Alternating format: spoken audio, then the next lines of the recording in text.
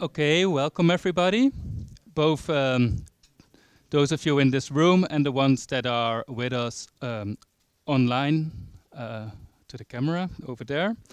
My name is Rens van Munster. I'm a senior researcher here at the Danish Institute for International Studies, and I have the honor of welcoming you at this seminar. I would like to begin by thanking the staff here at DIIS and Casper Sylvest, my co-organizer who's sitting over there, for their help in organizing this event. Also, I would like to thank our speakers and participants for joining us today for this important conversation about the prospects of nuclear disarmament. So in a world where relations between nuclear powers are rapidly worsening, when nuclear arsenals are being modernized, where threats to use nuclear weapons are becoming a regular occurrence these days, and where institutions designed to bring us to a world without nuclear weapons are failing, in such a world, there is an urgent need for all of us to dedicate more energy and attention to the risks posed by nuclear war. And the seminar today is an effort in this direction. It follows the first meeting of state parties to the Treaty on the Prohibition of Nuclear Weapons, also known as the TPNW, that took place in Vienna just before the summer. And it also follows on the 10th Review Conference, also known as RevCon. There's a lot of abbreviations in Nuke speak. We'll try to keep them to a minimum today. To the Review Conference of the Non-Proliferation Treaty, the NPT, that took place in New York over the summer in August, and which ended, I think it's fair to say, without spoiling too much for what will be said today, which ended in a general disappointment. It's also today, it's the day after the International Day for the Total Elimination of Nuclear Weapons, which was yesterday, which I think is an appropriate occasion to speak about nuclear disarmament today. So what are the prospects of nuclear disarmament in the current predicament? What is the likelihood or risk of nuclear war? To help us think about these questions, we have invited some of the best and most insightful experts we know, and we are very happy that they agreed to be with us today. I will introduce the roundtable panelists later on, but will now hand over to Casper, who will introduce our keynote speaker. Yep, thank you. I hope you can hear me. So my name is Casper Sylvest. I'm an associate professor at the Department of History at the University of Southern Denmark. I've had the privilege of working with Rens over the past decade or more, especially on nuclear history and on the politics of nuclear weapons. I'm here to introduce our keynote speaker for this afternoon. And I think we are very fortunate to have Dr. Patricia Lewis with us from the UK via Zoom. I am delighted to welcome Dr. Lewis. She's a research director at of international security at Chatham House in London. Dr. Lewis is also a renowned expert and has a long career in the field of nuclear non-proliferation and disarmament.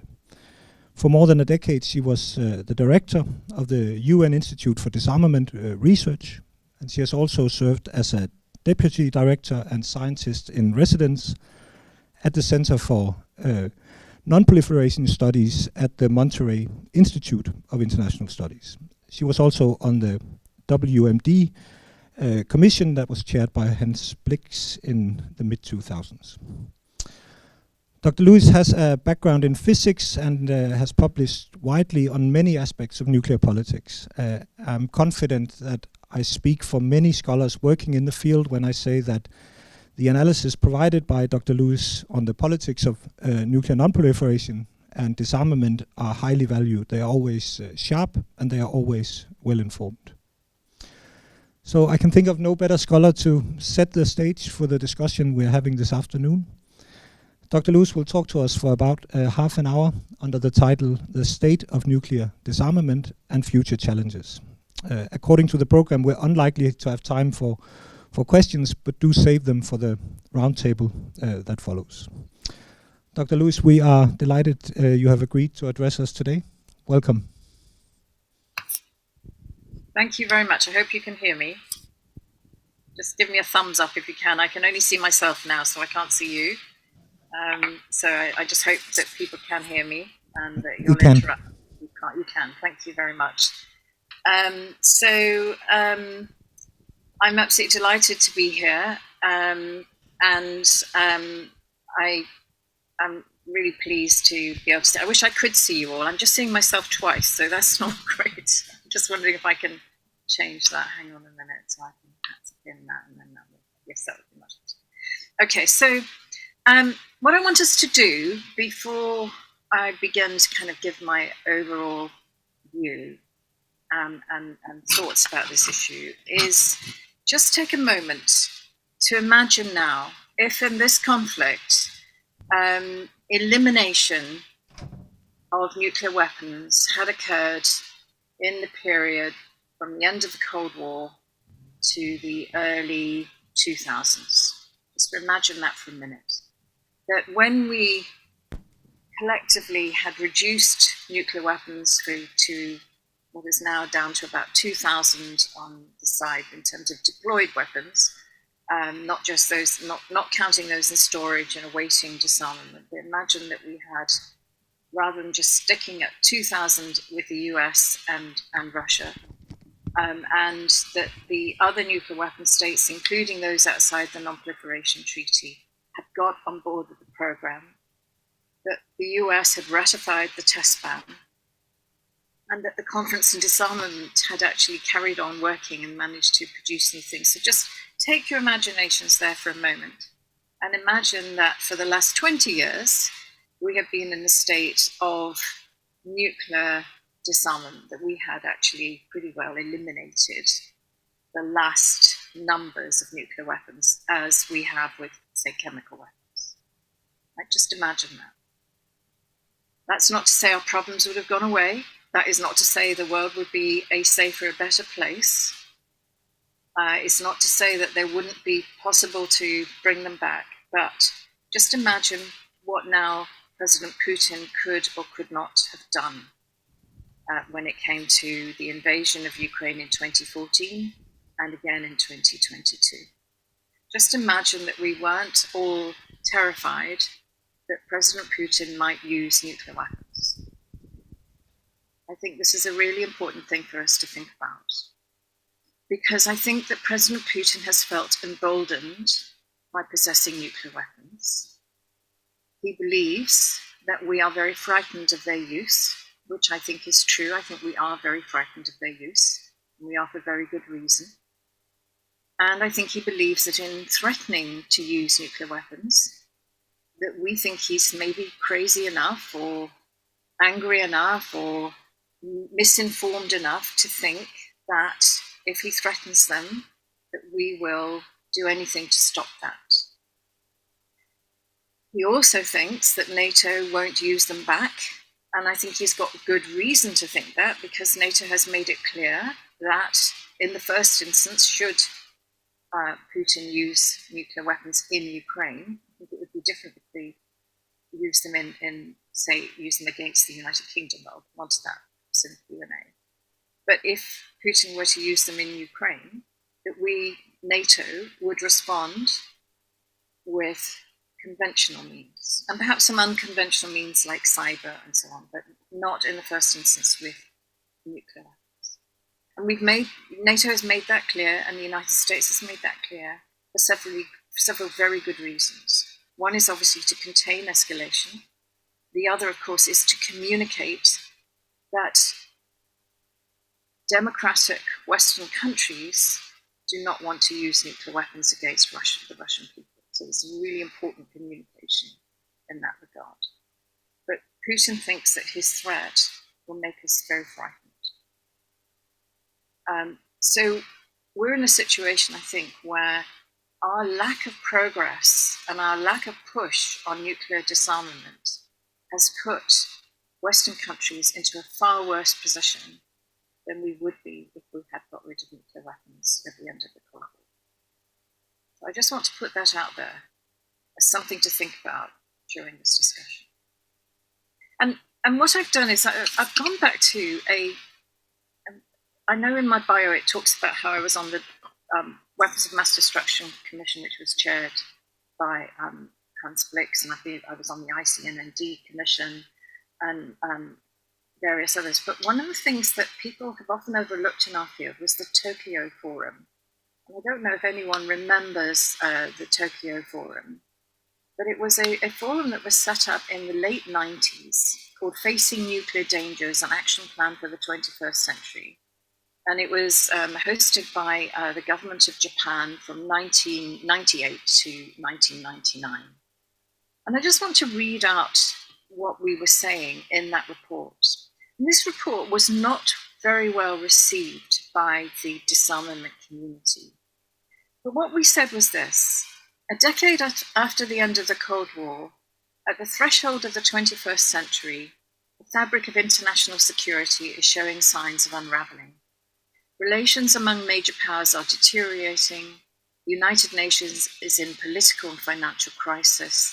The global regimes to stop the proliferation of nuclear weapons and other weapons of mass destruction are under siege. Nuclear tests by India and Pakistan have shown that not all countries share the view that the usefulness of nuclear weapons is declining.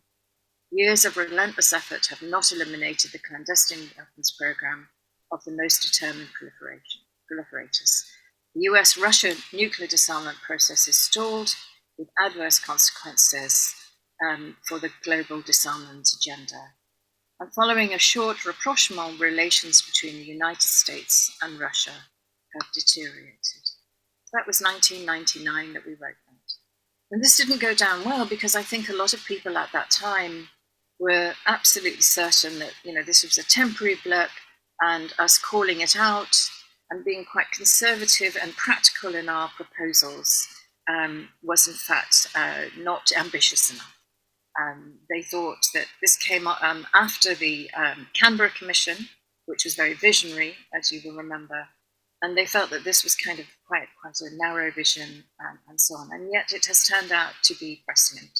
If I read through that report now, that is perhaps the most useful report that I've participated in, most useful commission that I've participated in, that it really did get the zeitgeist of what has happened since then. So these problems were being identified back in the late 90s. And so it's, over 20 years later, we're still in a perilous state when it comes to nuclear disarmament. And if we look at the state of nuclear disarmament, it is stalled, except for one avenue. And I'll come on to that in a minute. So on the bilateral side, we only have hope that we will somehow find a way between the United States and Russia for there to be some kind of follow-on to the New START agreement that will keep in place some kind of arms control arrangement between the two. But that's it. The INF Treaty has gone.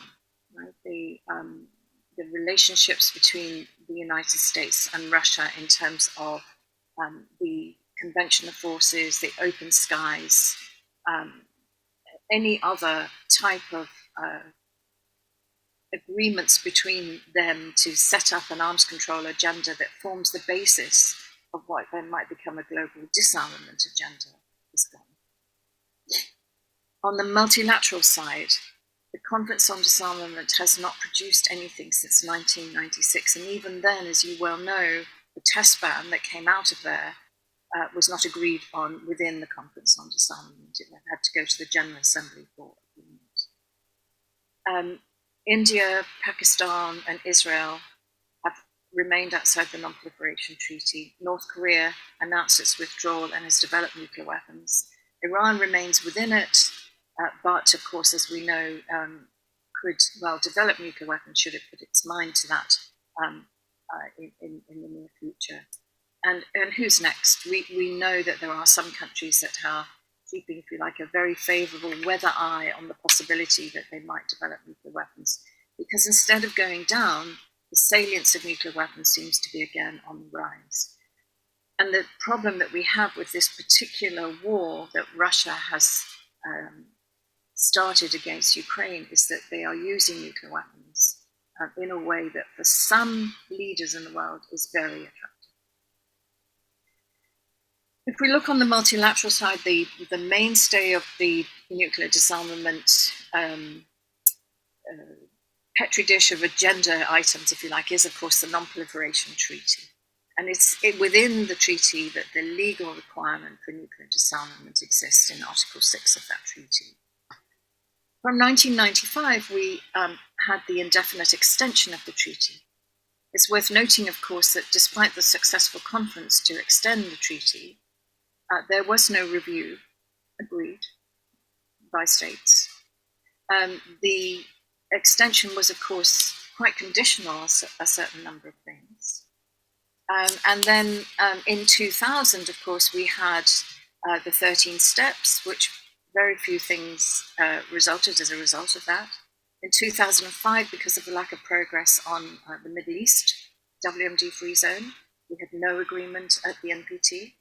In 2010, because President Obama came in, there was this new sense of hope, new sense of, the Prague agenda, new sense of we're moving forward with nuclear disarmament, we're resetting the relationship between the United States and Russia.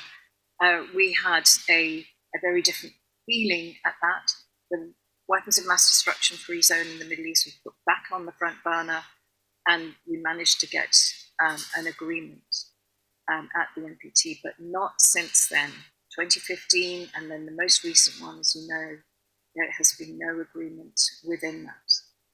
Having said that, on both occasions, in 2015 and in 2022, the 2020 review conference, then we did manage to find agreement amongst almost all the states, and at both times it collapsed on one issue. In 2015 was on the issue of the Middle East and the WMD free zone lack of progress.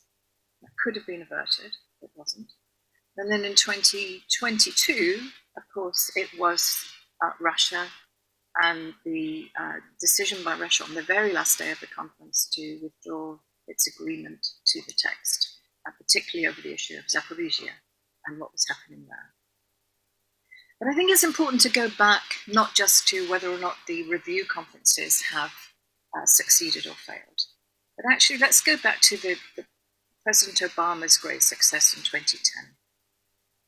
Because in that, there was an action plan. And that action plan contained a number of very practical measures. Some of them were a bit past their sell-by date, but there were a number of very practical measures on nuclear disarmament and, of course, also on the WMD free zone in the Middle East. And I think it's fair to say that pretty well nothing has progressed as a result of that action plan. So this is our big problem. So even with all the will in the world, which I think was there in 2010, we weren't able to achieve it.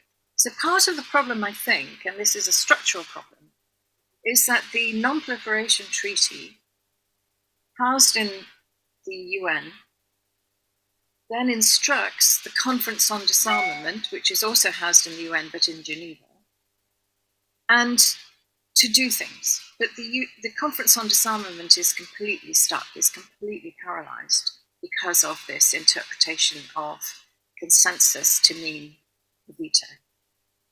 So we're in this situation where a huge amount of cynicism has developed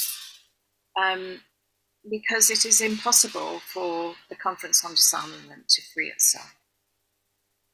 Any country involved in that can block. And that's happened over the last 25 years or more. So perhaps the biggest problem that we're facing is a combination of cynicism and complacency. And I think we've seen the cynicism within the expert groups. There's cynicism about multilateralism. There's cynicism about the Non-Proliferation Treaty. Oh, don't worry, it'll carry on. We don't really have to do very much. It's in everyone's interest, right, to keep it going.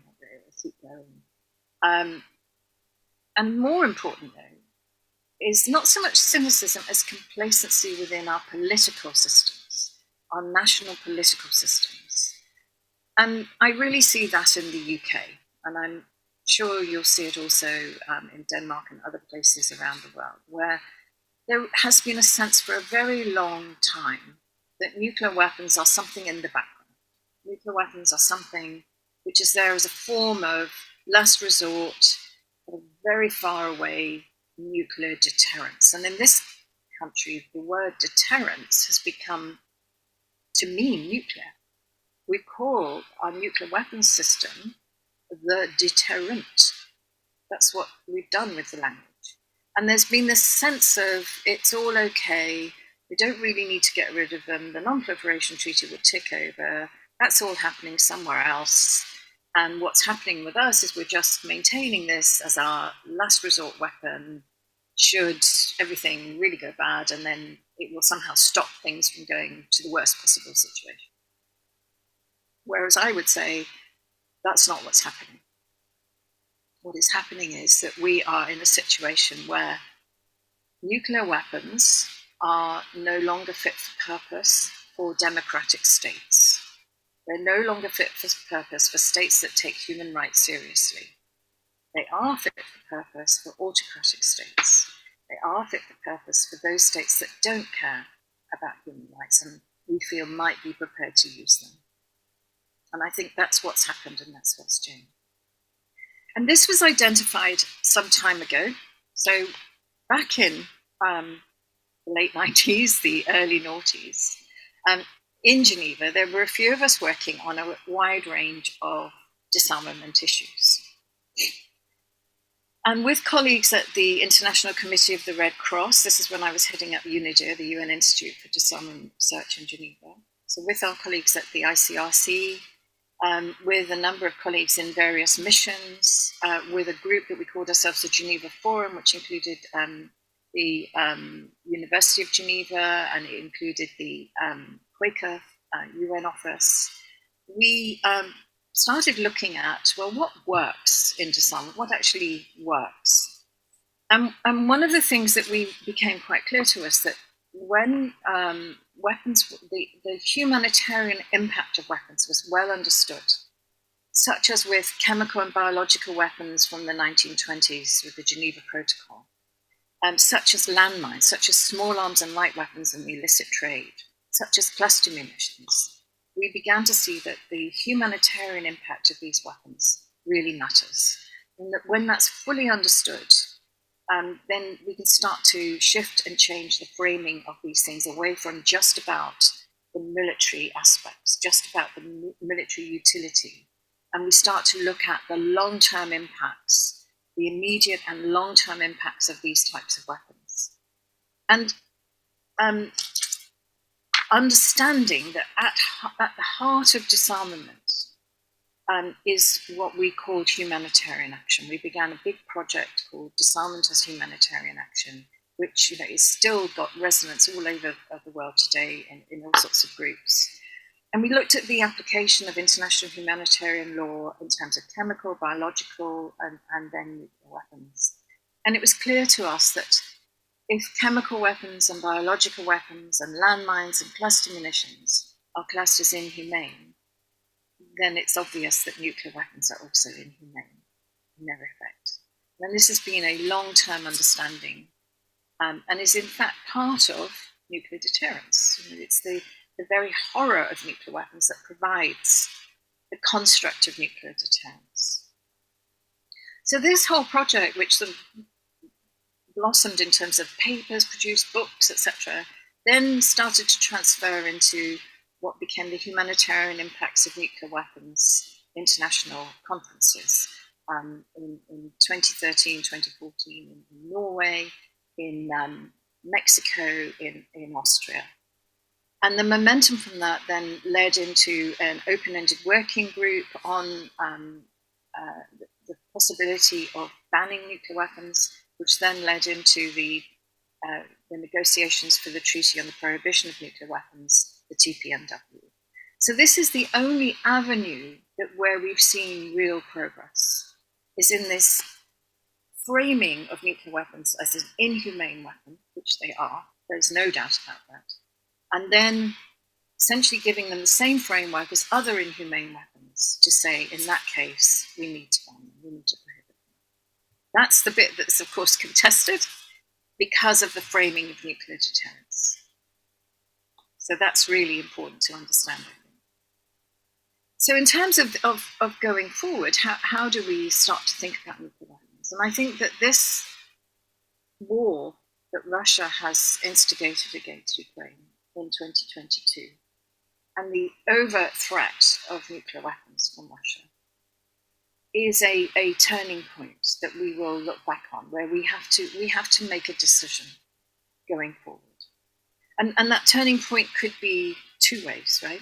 It could turn in the direction where a number of countries think, oh, nuclear weapons, very good. I'll have some of those.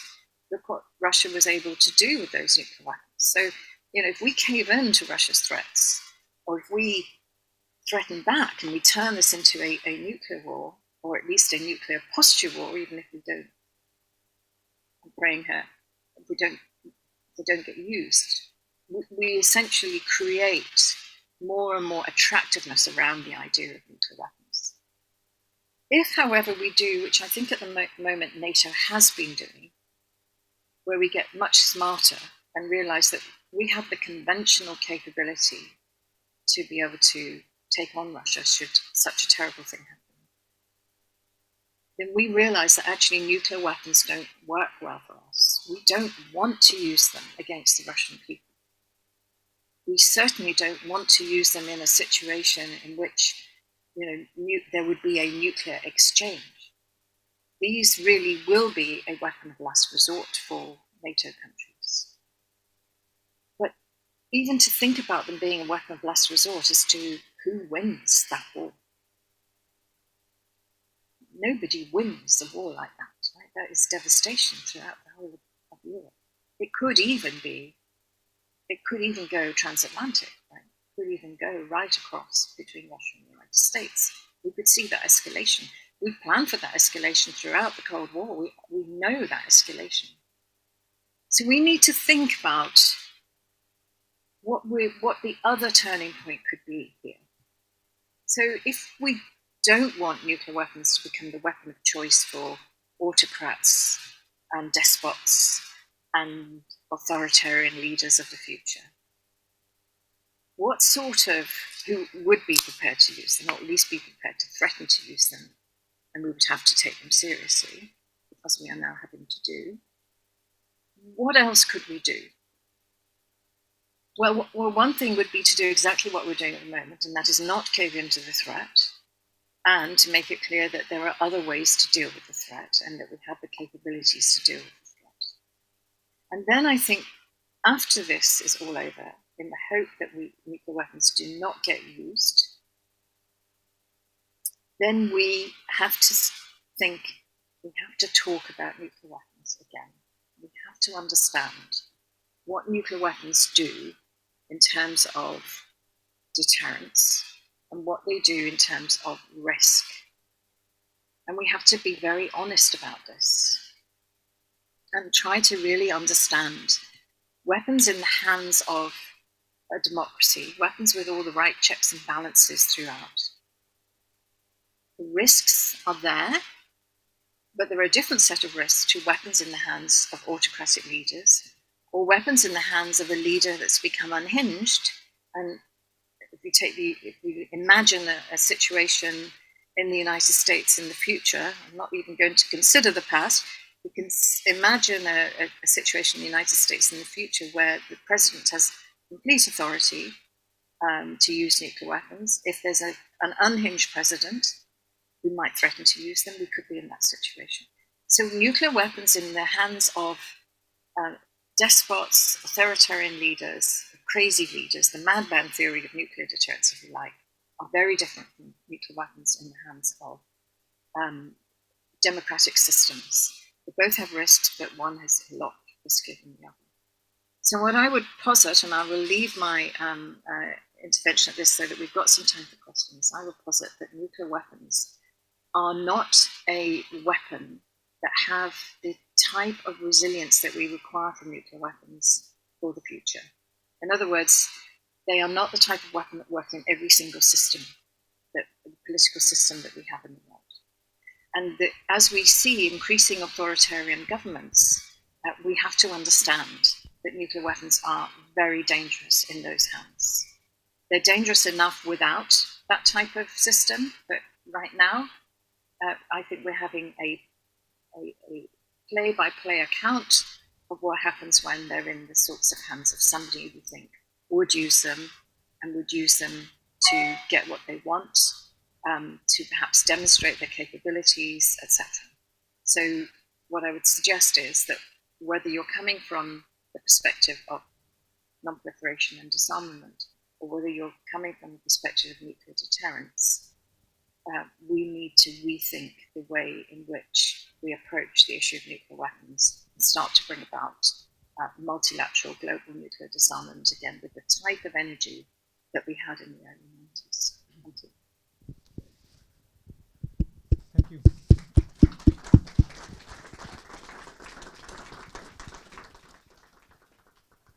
So we do actually have time for questions. So anyone who would like to pose a question, make yourself known. Patricia, perhaps I could start by asking a question about the treaty, TPNW. So in many countries, there's an increasing attention to... Oh, so Patricia can't hear anything?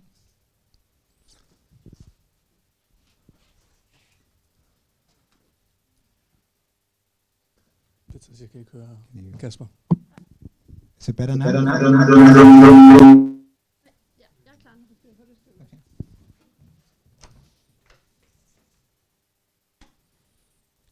So can you hear me now, Patricia? Okay. Thank you for that. Very interesting also with the 1999 Tokyo Forum report, which seems quite prescient, as you mentioned. I have a question. I'd like to start us off about the TPNW and the question of how non-nuclear weapon states that are under the nuclear umbrella should think about the treaty and the current diplomacy going on around the NPT and the TPNW. In a country like we're gathered in today, this is a quite significant question, how we are to think about the NPT in relation to the TPNW. And on the specific question of nuclear disarmament and how we move forward. So when we do stop and think, as you suggest in a hopefully soon, stop and think about the role of nuclear weapons and the risks of nuclear weapons and how to move on, how should we view these institutions and their relations to each other? Thank you. So I'm very aware. Sorry, I wonder if you could turn the camera on so I could see. Will do. I know I've got another link. Maybe I can try and go on that, but. Better? Is that better? Yeah, that's great. Thank you. Lovely. So the TPNW came from a group of states that understood the urgency of the situation. They saw, if you like, the writing on the wall. They were not complacent, in other words, about what was happening. And it's unfortunate, I think, that it was characterized as being undermining of the NPT, because it has not been, and it was never intended to be. It was quite the opposite. It was intended to support the compliance with Article 6. So, and I think that's understood now by most countries involved. It may not be liked still by all of them, because of course it is a pressure, but I think it's understood. And in fact, my view is that at some point in the future, if things carry on as badly as they're going, those states might end up being quite glad of another treaty in which a number of countries are committed to nuclear disarmament through that treaty. What I would suggest to those countries that are kind of caught in the middle, if you like, between the nuclear weapon states and the non-nuclear weapon states in the TPNW, and those states that want to be good NPT players, is that they do what a number of other countries have done, and that's observe the treaty. This to me is a win-win. I see no harm in it at all. Going along to the meetings in an observer status, you're not party to the treaty, but you learn about it and you can interact with it. You can understand the discussion and the debate. And I think as well to encourage others to observe, for example, the NPT. I spent quite a lot of my waking hours at one point trying to persuade India, Pakistan and Israel to observe the NPT. Israel has in the past, Pakistan has, not India yet, for obvious reasons. They think it's a very bad treaty, they don't like the treaty. But it's a really good idea to observe. I note that, for example, the United States is a very active participant observer of the Mine Ban Convention. And not only is it active and not only is it very welcome as an observer, but it's also a great contributor to demining. And it is the observer status at the Mine Ban Convention is really important. And I think it indicates a desire to, and it demonstrates a real commitment to nuclear disarmament by the countries that observe, even if for various reasons they're unable to sign and ratify for now. And I think it's a good communication. Well, thank you. So, question here from the audience. Yeah, hello. My name is Palle Benson. I'm with Ban the Bomb ICANN in Denmark. You mentioned briefly the situation where the autocratic or unhinged leader would, in the first place, they have frightened us for last couple of years. But it made me think of the book by Daniel Ellsberg on the Doomsday Machine, where he, 60 years ago, he studied the situation in the field in the Pacific, and he found out that there were many fingers on the nuclear button. So this is always, I think, a side fear we can nurture. And what do you have to say about that?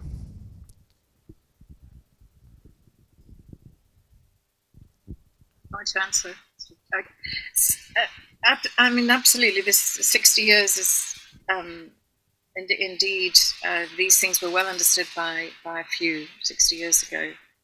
I think one of the things that's happened over these decades is that there have been two schools of thought, at least two schools of thought, with a number of us in the middle trying to work it all out.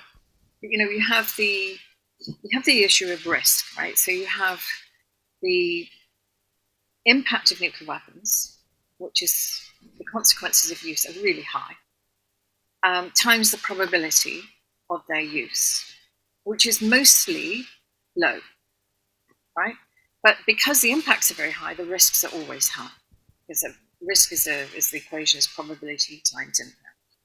Now, at times of crisis, and we've seen this over a number of situations. 1983, of course, there were a number of crises. We of course know the Cuban Missile Crisis and so on. We've seen at times of crisis how these the probability increases, the risks, the impacts stay high, but the probability moves up and down. But the dominant part of the equation is the impact. But we worry at times of crisis. And then afterwards, what happens is, and where the other side of the equation comes in afterwards, and when they're not used, instead of going, oh my God, that was too close for comfort, we go, that was okay. You see, it worked. Nuclear weapons weren't used, and they deterred what could have been far worse. We didn't go to war, we didn't, et cetera, et cetera, et cetera. And the problem with this approach, where we see the fears and then the relief, if you like, is that we end up never really doing anything about it until the point which we all know will be too late. And so what I'm asking is that we take this opportunity to look again and perhaps bring people together a bit more about what we need to do. And I would, for now, I would go back to some old-fashioned arms control. We've got the TPNW in place as the Prohibition Treaty for use when the nuclear weapon states are ready to join it. If we get to that point, which I hope we do. But what we haven't got at the moment is the sort of the basic structure for that dialogue between those that possess nuclear weapons. And that was so evident now at the NPT. That was a big change, and we saw a big change from Russia, a big change from China. We saw the three, France, the UK, the US, sort of joining more of their own little club together. We haven't seen this dialogue really flourish and develop, that we might be able to get a basis for agreement on the way forward between the nuclear weapon states, and that's really missing. I don't know if I've answered your question properly, but that's where I'm going. Thank you, Patricia. I think we have time for one last question before the coffee break. I'll just, yeah, there's a question here. My name is Sten Folke. I'm a retired senior researcher from this institute. I'd like to ask you about, I sense a slight optimism about the TPNW and the conference in Vienna, which in a sense perhaps was somewhat successful. But I'd like to hear, how to move from where we are now into in a process which takes us much further. At the moment, at the Vienna conference, there were a few observers from NATO countries, notably Norway, Germany, and of course Finland and Sweden entering NATO now were also there as observers. Denmark was not, as you know, and that's not entirely fortuitous, I believe.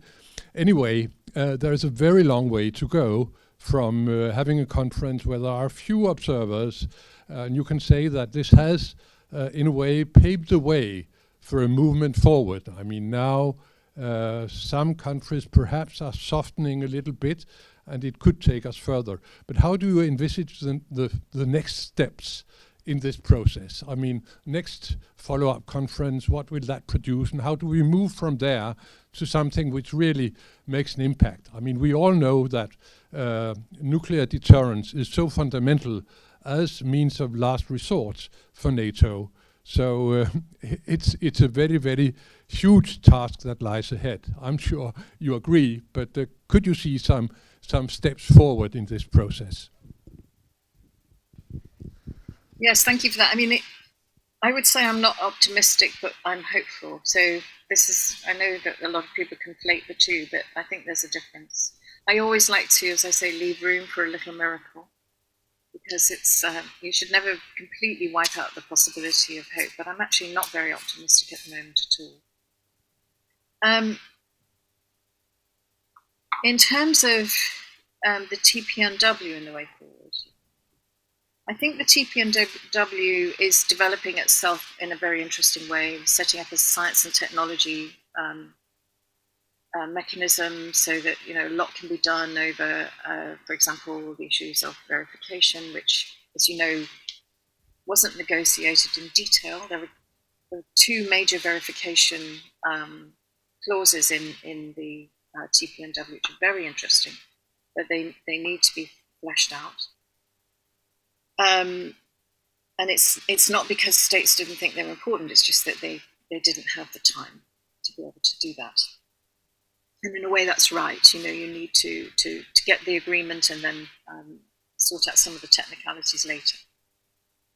And then I think the other thing, of course, will be the issue of victim assistance. There have been many people whose lives have been destroyed already by nuclear weapons, not only those in Hiroshima and Nagasaki, of course, that's well known, but also all of the people in the testing areas that have suffered enormously. Almost all of them are indigenous peoples.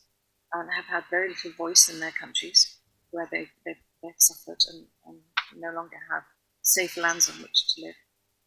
So that there's going to be quite a lot of work being done on that, and that's very much in keeping with the tradition of disarmament as humanitarian action with landmines and cluster munitions, etc. So I think that's some of the ways forward for that treaty.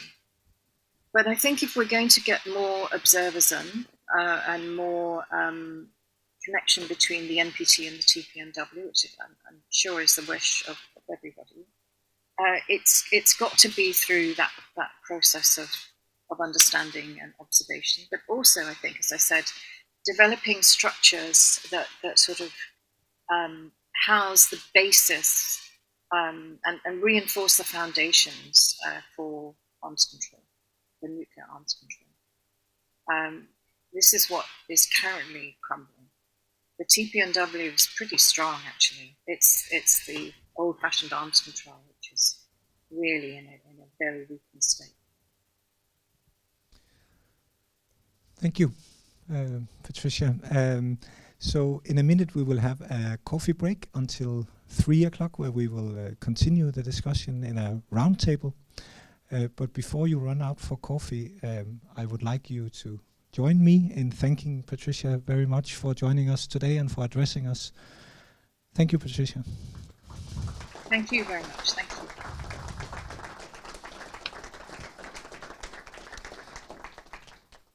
Wonderful. Coffee break. Welcome you back. I think Patricia's keynote has given us a lot to think about, and I'm pretty sure that some of the themes she raised will be coming back in one way or another during our panel discussion here. I will be moderating this roundtable, and I'm thrilled to have with me 4 renowned experts on nuclear disarmament that will help us make sense of our nuclear world today. And before I introduce the speakers and hand over to the panel, I first like to briefly explain how we are going to proceed. So when I stop talking, each of the speakers will make a brief statement of about 5 to 7 minutes in which they outline what they view as the key decisive factors for disarmament today. And after that, I will pick up on the debate, ask some questions, and will also ask you to join me with your questions. So please just raise your hands, and I'll try to I'll make sure to keep eye contact with you. So raise your hand, and also please state your affiliation if you have any. Also try to keep your questions short and to the point, so we keep a lot of time for discussion. Before I hand over to the panelists, let me first introduce the speakers. I think in order of appearance. So let me start with Tarja Kronberg, who is a distinguished associate fellow with the Stockholm International Peace Research Institute, SIPRI, and who also has a background in Denmark, where she lives, and also worked on questions related to peace. Last year, Tarja published a book, Renegotiating the Nuclear Order, of which you find flyers outside and a copy to browse through. So I think I'll do some advertising for you, Tarja. Yeah. But it's a work that draws on her academic expertise in security and peace studies, as well as on her activities as a politician in foreign and security policy, and particularly on non-proliferation and nuclear disarmament. And we're very happy to have you here, Tarja, today. After Tarja, we'll have John Kjolf, who is a former diplomat at the Danish Ministry of Foreign Affairs, where he for a long time worked on issues of disarmament. And I think it's fair to say that despite your retirement from active diplomatic service, you remain one of the most prominent experts of disarmament in Denmark and the legality of nuclear weapons. And I'm delighted that you could join us today to offer your reflections on that matter.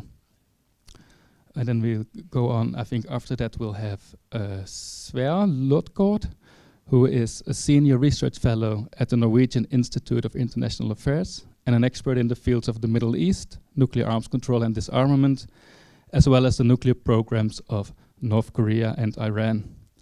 And I just read a recent op-ed by you, Sverre, in which you call for the reform of NATO as a defense alliance that relies on conventional weapons rather than nuclear weapons. I feel that was a very thought-provoking argument that I'd like to hear more about, and I think it nicely fits with some of the issues raised earlier as well. And finally, we're going to have Tom Sauer, who is a professor in international politics at the University of Antwerp in Belgium. And Tom has worked on nuclear weapons and many aspects of nuclear weapons for quite some time, including nuclear terrorism, deterrence, and disarmament. And I think most recently, Tom has written extensively on the humanitarian initiative and the treaty on the prohibition of nuclear weapons, of which we heard already before. And Tom's ideas about nuclear disarmament are always thought-provoking. Some might say radical, and I would look very much forward to what you have to share with us today. So without further ado, I give the floor to you, Tarja, for your opening statement. Thank you. Yeah. I hope you can hear me, and I'm very glad to be here. Living in Denmark, you sometimes are frustrated that there's not much discussion about nuclear weapons, so I hope this is at least a start. And I was present at both meetings, so I will try to give you some idea of what happened at these meetings. First of all, the TPNW, the Nuclear Prohibition Treaties meeting with member states in June, and then the Nuclear Non-Proliferation Review Conference in New York in August. And it's interesting to compare these two meetings, and they give you the idea of where the debate is and what is the relationship between the two treaties. And I would like to start with the meeting in August in New York with in the FN, in the UN, with the discussion of the future of the Non-Proliferation Treaty. And there was a lot of expectations that some new concepts or additional discussion about nuclear disarmament would actually take place. The Nuclear Non-Proliferation Treaty includes much other things, so nuclear disarmament is only one point. But here, because the treaty was now being 50 years of age, because there was another treaty, the ban treaty or the prohibition treaty, and because nuclear war is getting closer and closer every day, there was a lot of expectations that now the nuclear weapon states also would be active and come up with some ideas. There was no new message about nuclear disarmament. All the proposals were actually rejected in the final stages, in the last days of the meeting, and nuclear disarmament actually didn't get any new measures, any timelines, any concrete content other than the intention.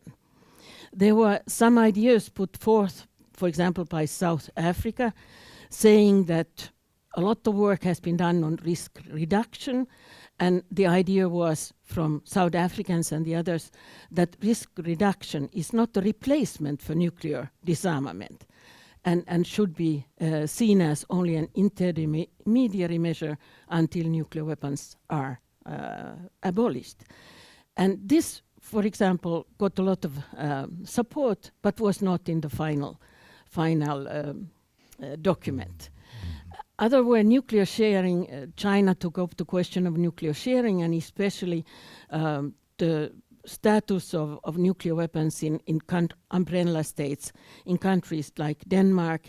Should the security policies of Denmark be more explicit in terms of nuclear weapons, because the protection is by nuclear weapons? Also, this was rejected. And the non-aligned group, which actually represents the non-nuclear states, was very active in trying to get measures, timelines. Nothing happened. So the most catastrophic topic was the question of nuclear threats. There was an idea, of course, that the group, the 190 states that were present, would actually be critical of Russian nuclear threats, or even generally on nuclear threats. And the conclusion of the meeting was that the group and the nuclear weapon states could not agree on that the threats should not take place. Actually, there was only a conclusion on the rhetoric on nuclear threats. I think the sentence in the final document, which was not approved because of the Russians, says that nuclear weapon states should refrain from any inflammatory rhetoric concerning the use of nuclear weapons. So you're welcome to threaten with nuclear weapons, but you do it sweetly or kindly or saying that it's not so bad and so forth. And like Patricia was saying, the cohesion of the nuclear weapon states, the P5, was actually broken, at least in the background documents, because the P5, usually the 5 nuclear weapon states, are usually agree. They want to keep the weapons, they modernize the weapons, and they are very much in agreement with the things to be said. But here the 3 states, the UK, USA, and France issued a separate working paper saying that they were responsible nuclear states. Their threats were responsible in defense purposes, while the Russian threats were of course irresponsible and offensive. So there was some movement on these kind of questions. The P5 are not so coherent as they were before. Were there any signs of hope? I think there were 2 signs. First of all, the nuclear weapon-free zone got a very good statement about that they are meaningful for peace and prosperity. And also the security guarantees were taken up that nuclear weapon states should at least support their existing commitments to not to attack non-nuclear weapon states with nuclear weapons. We are actually having in Ukraine a case where a nuclear weapon state is threatening to attack with nuclear weapons. So these signs of hope are there, but they don't actually compensate the sort of the concrete lack of any issues on nuclear disarmament. And at the General Assembly Hall on the 9th of the 26th, when Russia has just said they would not sign the document and it was agreed that there would be no document, then the feeling was threefold. There was, of course, discouragement that the Russians would not accept the document, but then there was this idea that the Nuclear Non-Proliferation Treaty was actually dysfunctional, that it didn't work. We had these threats of nuclear weapons and potentially the issue of nuclear war, and that this was not taken seriously. So I would like to conclude the Vienna meeting, just a few words if I had 2 seconds more. The Vienna meeting was completely different. There was a political will for nuclear disarmament. The countries actually took a Vienna action plan for how to work with this, so it was actually a methodology how to go further. And the Vienna Declaration also condemns all nuclear threats by any nation under any circumstances. So in a way, there was a feeling of optimism, there was a feeling of consensus and a way forward. So what about the conclusion? I think to conclude, there's no future for nuclear disarmament within the NPT. The fact is, and in the paper before, the questions were asked, what is the greatest hindrance for agreement about nuclear disarmament? States that have nuclear weapons are not willing to abolish them. We can see this, we could see this in the secret negotiations at the meeting. And although the idea of nuclear weapons for 5 states was only temporary, was supposed to be temporary, it is seen as permanent today. So my question in the book, in the renegotiating of the nuclear order, actually looks at the NPT and asks the question whether it should be negotiated only to deal with proliferation of nuclear weapons, the spread of nuclear weapons to other states.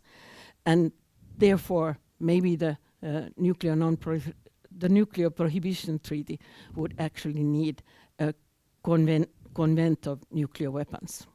I'll close here. Thank you. Thank you very much, Taya. John, whenever you're ready, the floor is yours. Yes. Good. Thank you. Well, I would like to start by stating that we have been talking about threats as if it's something you are allowed to do. But I would like to remind you that under the UN Charter, it's Article 2, Section 4, all member states shall refrain in their international relations from the threat or use of force against the territorial integrity or political independence of any state. So all threats of this kind are illegal or contrary to the UN Charter. We have been asked to comment on a number of questions, and let me pick up one of the first ones, which is what are the geopolitical obstacles to nuclear disarmament? What and where is the root of the problem? And of course, the root of the problem is that the 5 recognized nuclear weapon states in the NPT have not complied with their legal obligation in Article 6 to initiate negotiations in good faith with a view to concluding agreements to disarm and, as a final goal, abolish their nuclear weapons. This obligation is, without any doubt, compulsory. Of course, as has been mentioned also by Dr. Patricia Lewis, the climate today for disarmament is not very conducive due to the illegal Russian invasion of the Ukraine.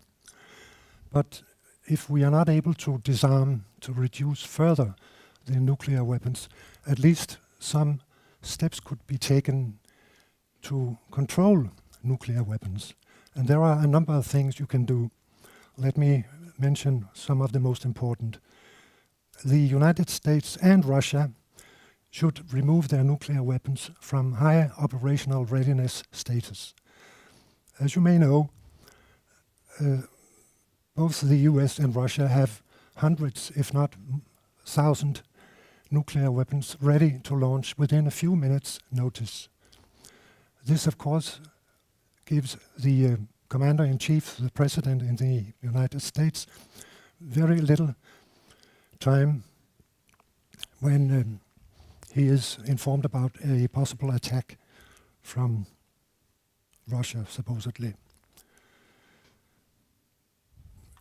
If you take your nuclear weapons out of high operational status, that would allow for more time for diplomatic discussion, and you could avoid misinterpretation or misunderstandings. Another arms control measure could be to remove the nuclear weapons from deployment and remove the nuclear warheads from the missiles. That would also allow for more time to prepare for a counterattack and thereby avoiding nuclear war. The nuclear power states should stop modernizing their existing weapons and stop developing new types of nuclear weapons. Also, they should change their nuclear doctrines and strategies. Especially, I would like to mention that NATO still maintains a first use option for NATO's nuclear weapons. This should be changed. Among the nuclear weapon states, it's only China that has a no first use policy.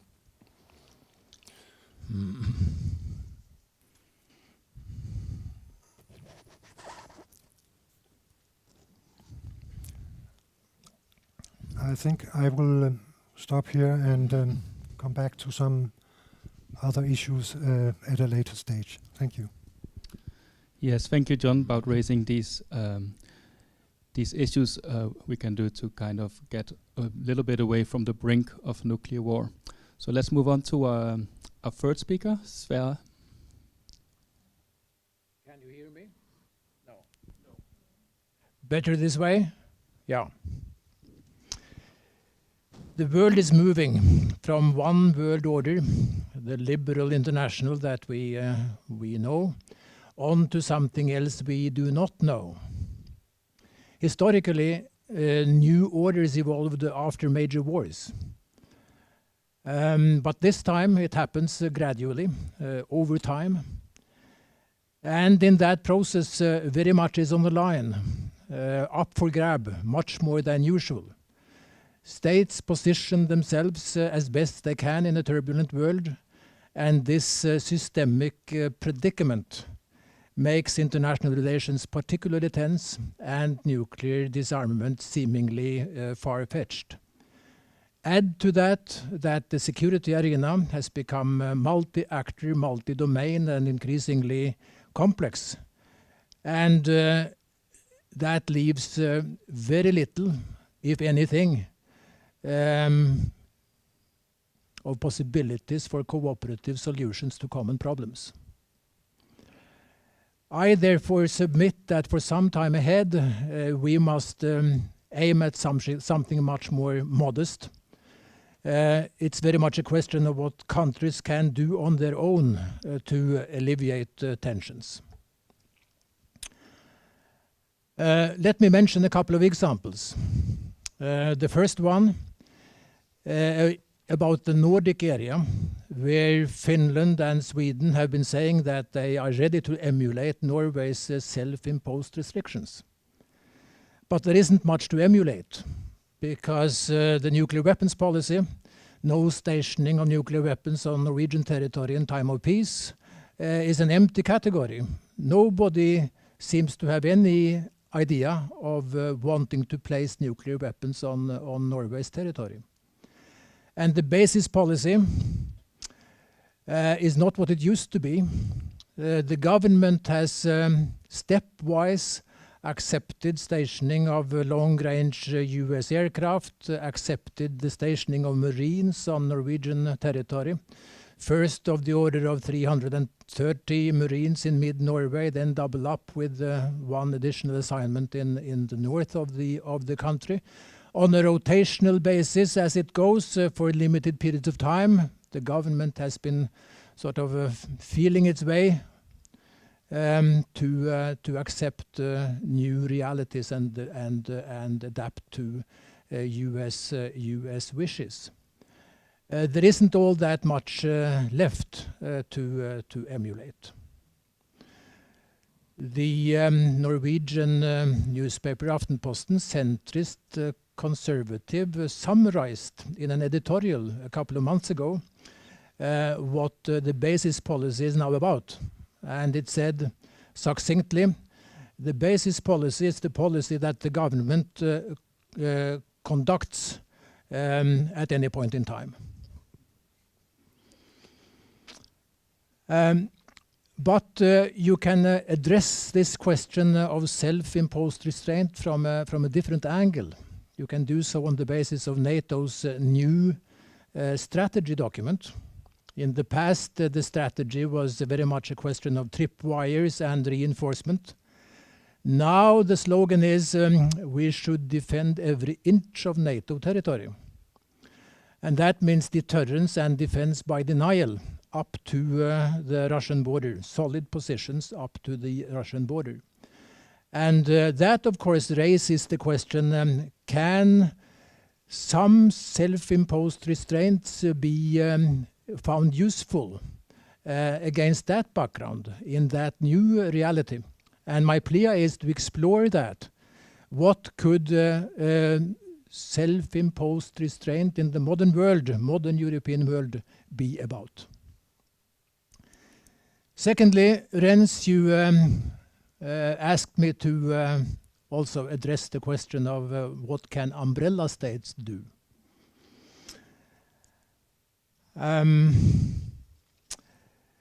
The nuclear umbrella always had low credibility, and it is lower today than at any point in time. Imagine, compare today's situation with the situation in the 1980s. Then NATO's nuclear weapons, US nuclear weapons, could be used against the countries in Eastern Europe and Soviet forces in Eastern Europe, if there was a clash between NATO and the Warsaw Pact. But today, those countries are all in NATO, all in the European Union, so that possibility disappeared. The only thing that remains is that Belarus is still allied to Russia. And therefore, I've seen in NATO exercises where nuclear weapons are involved, and they typically start by Russia dropping one or a few nuclear weapons on NATO territory.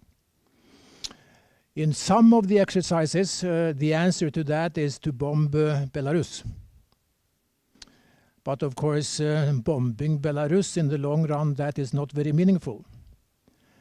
So in other exercises, the response has been conventional. And that, I think, speaks to modern realities. Conventional weapons are high speed, very accurate these days, and therefore very effective against high-value time-urgent targets.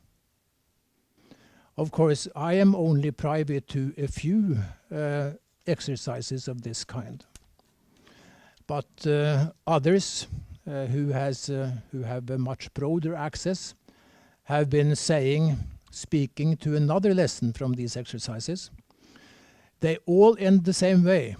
Once you start using nuclear weapons, escalation follows, and everything that should be defended would be destroyed. What about the nuclear weapons under so-called sharing arrangements? Could they be used? Would a country like Germany be willing to authorize nuclear weapons to stop Russian assault westwards on the territory of fellow members of NATO and the European Union? Maybe even on its own territory if need be. That is very hard to imagine. And by the way, that was the favored response, the planned response during the Cold War, when the Warsaw Pact was supposed to be superior, conventionally. But now the tables have been turned. And NATO is, conventionally speaking, massively superior to Russia. But the fundamental point, I'm coming back to the same observation, there seems to be no credible way of stopping escalation. Once you use them, you go on using them, and the result will be catastrophic. So, by applying standard traditional military analysis, strategic analysis, you come to the same conclusion as the humanitarian approach. These countries, umbrella countries, would be best served by staking their defenses on non-nuclear means, conventional means. And then some of you would ask, why do you raise this question? Why do you make this argument at a time when NATO loyalty is in higher demand than in a long while? Seems to be a must. And my answer to that is, let us dare to think beyond Ukraine, life after the war, hoping that it will not end in any catastrophic way. Then Europe would emerge much stronger than before, Russia much weaker than before, and the United States would certainly be preoccupied with China, maybe even more than it is today. And then I submit that discussions in the alliance will not be a continuation of the burden-sharing discussion, but it will soon become a question of restructuring. Because the Americans might urge the Europeans to take the front seat in their own defense, and they themselves may see fit to let it be with support facilities in frontline states. They have started that process in Poland, also in my country, Norway, where we have now 4 American enclaves where the Americans should feel at home as it goes. They have all the rights. 4 enclaves, 3 at airfields and 1 at a naval base in northern Norway. I believe the United States wanted 20, but the government probably thought that was too much for the home audience, so it was trimmed down to 4 at this stage. In that context, when it comes to restructuring of alliance defenses, the setting for this discussion, what should umbrella states do, would be much different, and I think we should be prepared for that. Thank you, Sverre. Is this on? Yeah. Thanks for drawing out some of the differences between the Cold War period and the post-Cold War period and the implications that has for the nuclear umbrella. Let's move on to our final speaker, Tom. Can you hear me? Yep. Okay, so the biggest obstacle for nuclear disarmament are, of course, the nuclear weapon states. It's clear. And in second order, the NPT. Maybe a surprise for you, but after what Tarja said, I of course have to agree. Let me explain. And then the question is, how can we get rid of the NPT? Because the NPT, Non-Proliferation Treaty, of course, was important to contain the spread of nuclear weapons, but it also contained this Article 6, the promise of nuclear disarmament, and the nuclear weapon states are not forthcoming. There are still 12,000 nuclear weapons after 50 years. So most of these review conferences every 5 years have failed. No consensus document. And those who were successful were empty promises. These promises were not fulfilled. Not the ones in 95, not the ones in 2000, not the ones in 2010. So don't believe the nuclear weapon states anymore. Yeah? They are not fulfilling their promise. They're not thinking about nuclear elimination. Yeah? So get rid of that treaty. Yeah? It's an obstacle. Yeah? It's not helping us. So then the question is how? And there are 3 ways. It will certainly slide into irrelevance because this is the first time that 2 review conferences in a row have failed. This is the first time as a president in 2015 and 2022. And it was supposed to be a party, 50 years after the entry into force. No party, failure. Yeah? So it will slide into irrelevance, even if we do something or not. Then a more radical, I don't know whether the micro is still working. Put down. No. Then a more radical road is that a group of states just withdraw from the treaty. Latin America, for instance, ditching the NPT, as we have recommended in some articles, academic articles. That didn't happen, and it's probably not going to happen in the short term. So the middle road, and now they cannot understand me anymore. You see, there's some people doing like this.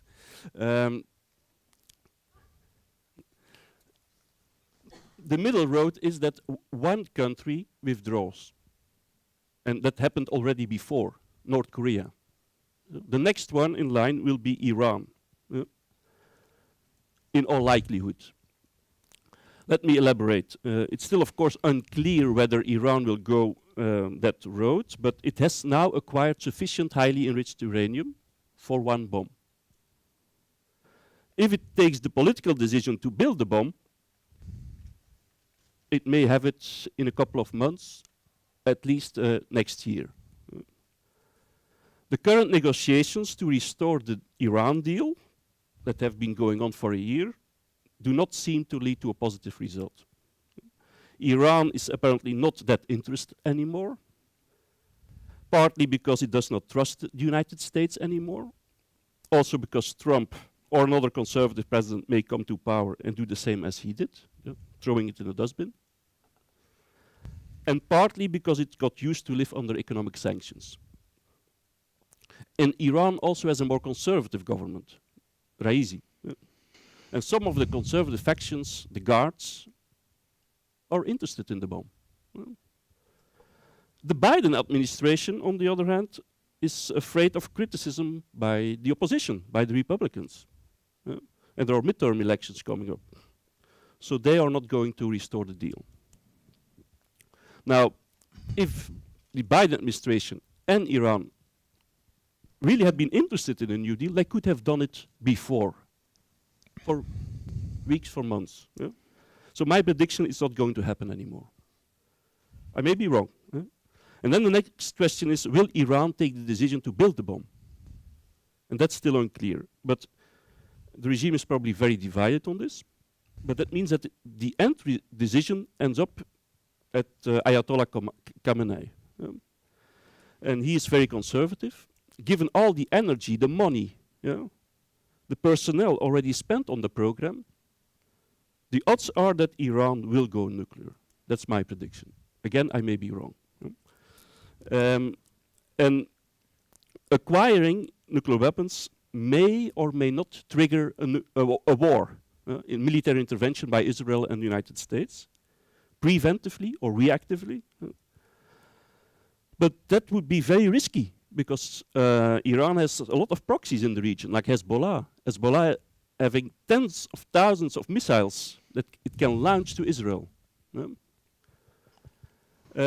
So to prevent such a war in the Middle East, maybe Iran won't announce anything and do it in secret, or copy the Israel policy, but I doubt it. If Iran goes nuclear, then Saudi Arabia will follow. It has already said so. And it has good relations with Pakistan, may take little time. Turkey is rumored having a secret military program. Turkey may follow. Egypt may follow. So a nuclear arms race in the Middle East. That means, of course, the end of the NPT. Definitely. Or an empty NPT, complete empty NPT. And most observers believe, of course, that the end of the NPT is a catastrophe. Because then we end up in nuclear anarchy, having no treaty anymore to prevent the spread of nuclear weapons. I think they are wrong. I think we need such a shock. Otherwise, all of you are continue sleeping. Denmark was not present at the TPNW meeting, by the way. My country was, because we were waking up the government. We were pushing the government. But not in Denmark, apparently. You were all sleeping. Keep sleeping. Until the NPT will be thrown apart, and then you will wake up. And then you will ask questions from, what shall we do with these nuclear weapons? But before the NPT, if that does not happen, you're not going to ask these questions. So we need a wake-up call. And that will be the end of the NPT will, in my view, and Julien Pretorius' view, my colleague from South Africa, be the best wake-up call. And then we should work together with the nuclear weapon states to eliminate nuclear weapons. Because the nuclear weapon states are not involved in the TPNW. So we need a third treaty. Besides the NPT and the TPNW, we need a nuclear weapons convention. And in that convention, the nuclear weapon states will set the milestones, the deadlines towards zero. We cannot do that for them. We need the nuclear weapon states in the bout. Okay, and I will leave it like that. Thanks, Tom. And not only joining the rest of the panelists in seeing a bleak future for nuclear disarmament, but also pointing us that actually proliferation might be just around the corner. I see already some hands. I'm going to ask for a little bit of patience.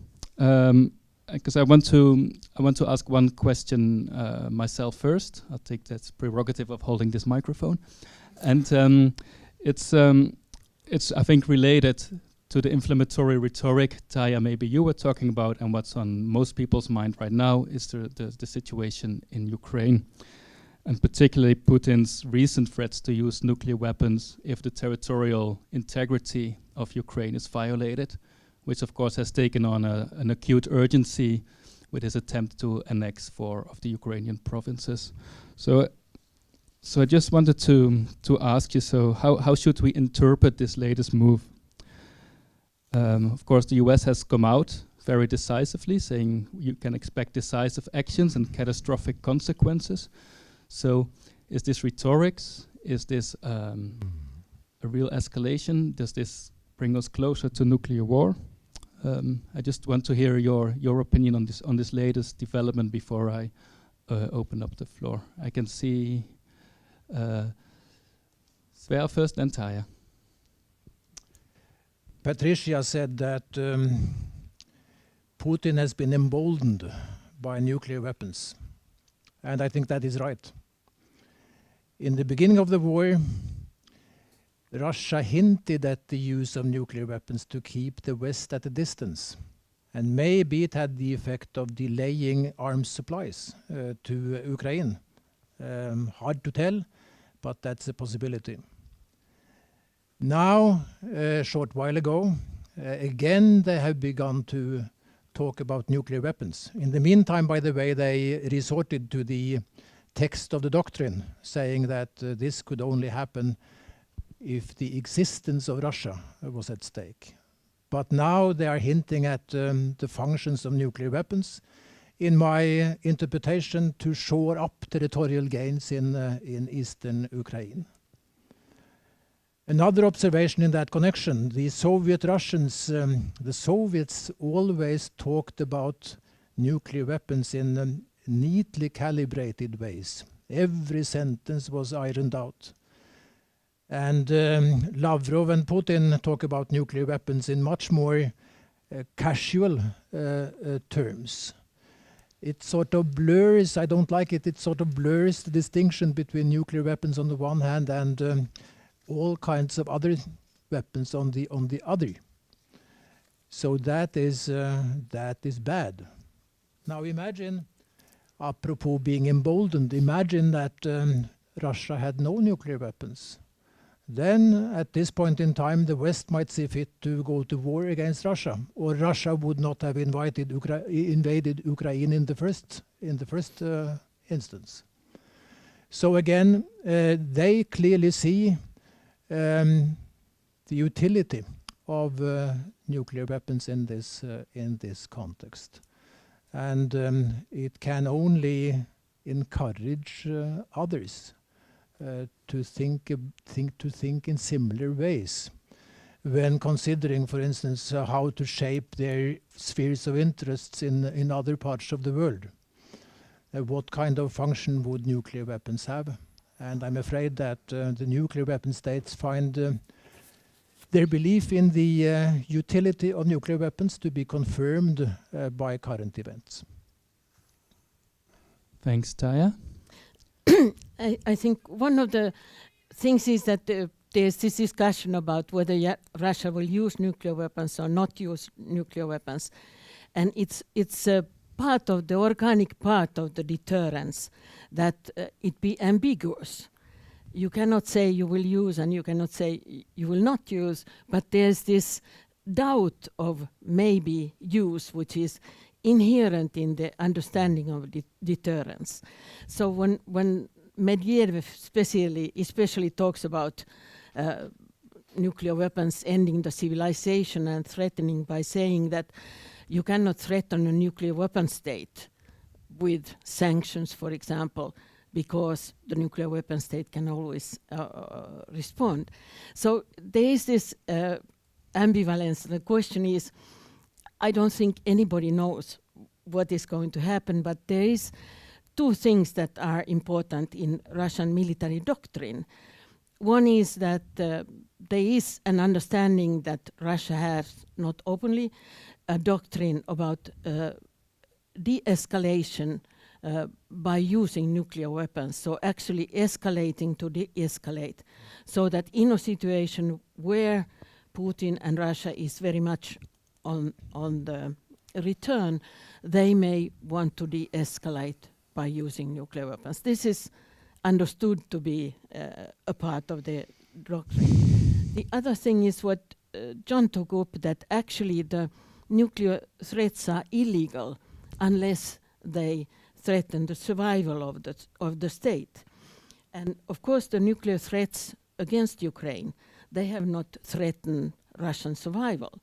But the way Putin turned the discussion, I think it was on Sunday, that saying that now the West is attacking Russia and that we are defending Russia against the West. So in this case, he turns it on and actually could maintain that in this situation, a nuclear threat and even nuclear use could threaten survival of the state and therefore be legal.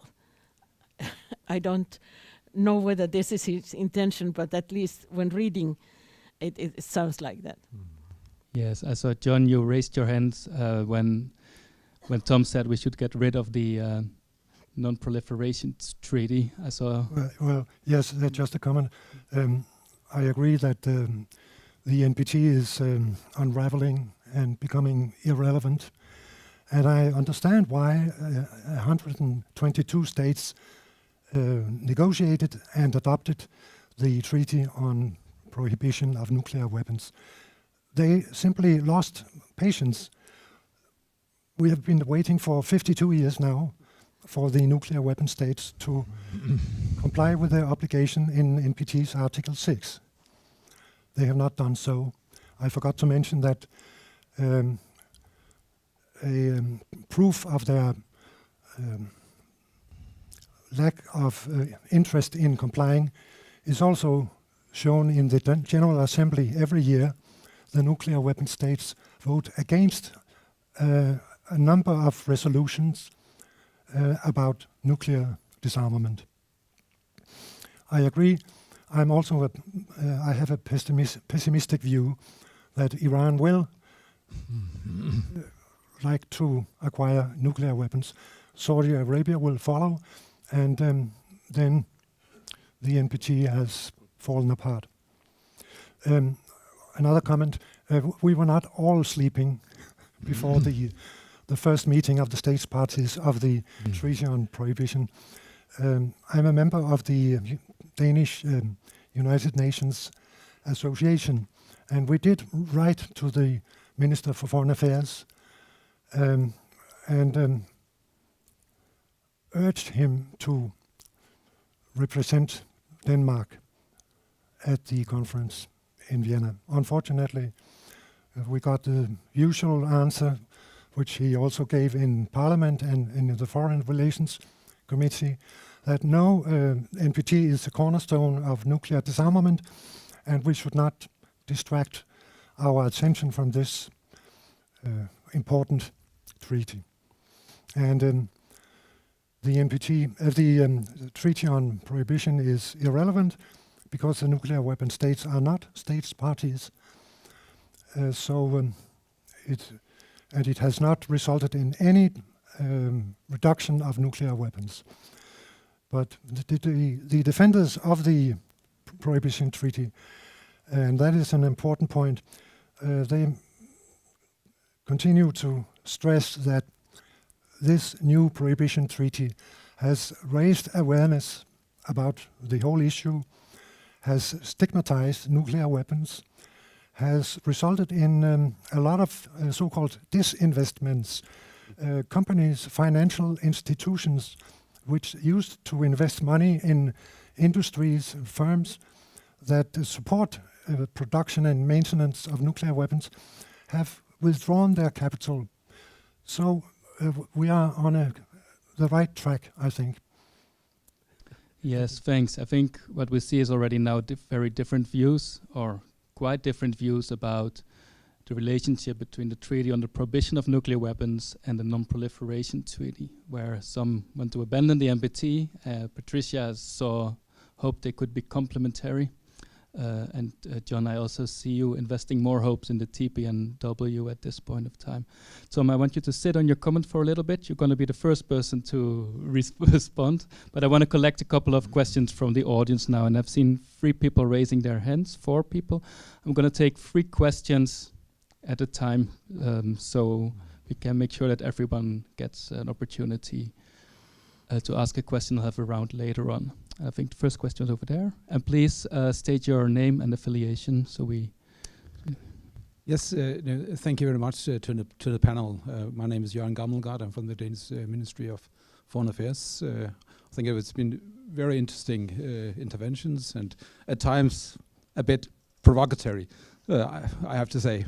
But I think it's important to maybe to remind everybody that when speaking about NATO, of course, the aim of NATO in the long run is certainly also a world without nuclear weapons. I think that's the aim of everybody. That's with a long-term goal of all of us, and I think that should remain that way. But I must say, very contrary to what has been said about the NPT, I think we, rather than being obsolete, we think it's actually probably there's no alternative to the NPT, because, well, the fact is that all the countries that possess the nuclear weapons, they are in NPT, they are not in the TPNW, and you are simply speaking to the converted when you speak. It's no wonder that it's easy to find kind of consensus when you meet in Vienna, because all agree about they have no nuclear weapons, so it's easy to agree. Where it's difficult to agree is, of course, whether you have the countries that actually possess the weapons, and that's why I think we absolutely agree that it has been disappointing, very disappointing, that one country in New York, Russia, blocked the consensus document. You can, of course, discuss how ambitious the actual document was, which was on the table. We felt it was actually a good document that could bring us forward, and we thought it was a meaningful document. But one country blocked this, so it's a little bit unfair to say that it was just a complete failure. No, there was a month of good negotiations, and I think it was very, very close to also a compromise text. And I think really the question that we have to ask ourselves is that would the world be a safer place if Russia had nuclear weapons and NATO did not have nuclear weapons? I think ultimately that is really the question that you have to ask yourself. At least when we look at the situation or I'm not speaking for the ministry as such, but when I look at the situation in Ukraine, I feel that had Russia been the only possessor of nuclear weapons, they would have been even more aggressive and even also threatening the territory of NATO territory. I think it has been quite clear that Putin has, from the beginning, he knew that that was a no-go. So that has actually served as a very important deterrent.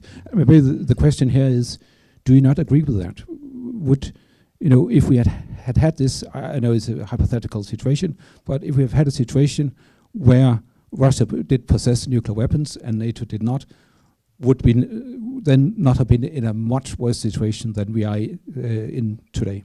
Sorry for being a bit long maybe on this. Thank you, Jørgen. Then there was a question over there.